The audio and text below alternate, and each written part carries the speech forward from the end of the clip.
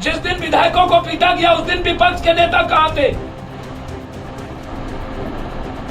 क्या पुलिस को ढुकने की इजाजत दी जा सकती थी? लोकतंत्र का सबसे बड़ा चीरहरण उस दिन हुआ जिस दिन विधायक और विधायक को जूते और लात से मारे गए थे। चुनी हुई एक सरकार को लगातार बीजेपी और विपक्ष पदच्युत करने की लगी हुई है।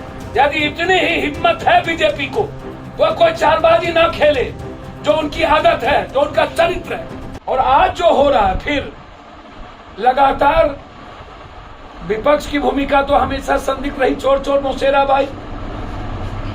लगातार बीजेपी और विपक्ष आज मिल करके माफी मांगना चाहते हैं। माफी मांगिए। मुझे समझ में नहीं आता है, बीजेपी के एक मंत्री ने जिस तरह का व्यवहार किया था, उस दिन विपक्ष ने माफी मांगने की बात कही।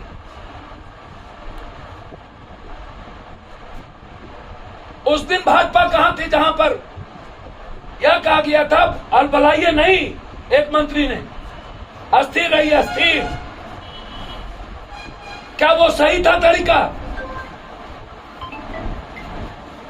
जिस दिन विधायकों को पीटा गया उस दिन विपक्ष के नेता कहां थे? क्या पुलिस को ढुकने की इजाजत दी जा सकती थी? आप सदन को सैनिटाइज कर देते, स्थगित कर देते एक दिन के लिए। मामले पुलिस को लाने की जरूरत क्यों पड़ी? और दो नेता के रहने के बावजूद लोकतंत्र का सबसे बड़ा चीरहरण उस दिन हुआ जिस दिन विधायक और विधायक को जूते और लात से मारे गए थे। वो दिन क्यों भूल दिया गया? आज अस्थिर करने का जो लोकतंत्र का प्रयास है विपक्ष का, वो माफ नहीं करेगी जनता। जब चुनी हुई एक सरकार को लगातार बीजेपी और विपक्ष पदच्युत करने की लगी हुई है। हम चाहते हैं, यदि इतनी ही हिम्मत है बीजेपी को, वह कोई चालबाजी ना खेले, जो उनकी आदत है, जो उनका चरित्र है।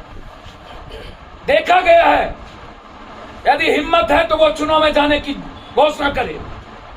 और मैं चाहूंगा नीतीश जी, ऐसे सदन में रहने से बेहतर है चुनाव में चलने की। जाइए चुनाव में। यदि कोई भूल चूक से कोई शब्द निकले हैं, जो तरीके मुझे भी, मैं उस तरीके का निंदा करूंगा, तो क्षमा मांगना गुनाह नहीं है, गलत नहीं है। लेकिन जिस तरीके से प्रेशर दे करके कि स्पीकर नहीं आएंगे और विपक्ष और सत्ता पक्ष में बीजेपी की भूमिका जितनी आत्मघाती और मतलब एक ऐसे विश्वास को खंजर भोंकना है, तो उससे दिखता है कि ये दोनों एक हैं।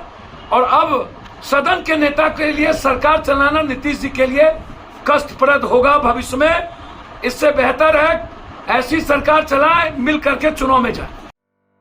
द पंचायत को सब्सक्राइब कीजिए और स्वतंत्र पत्रकारिता को आगे बढ़ाइए।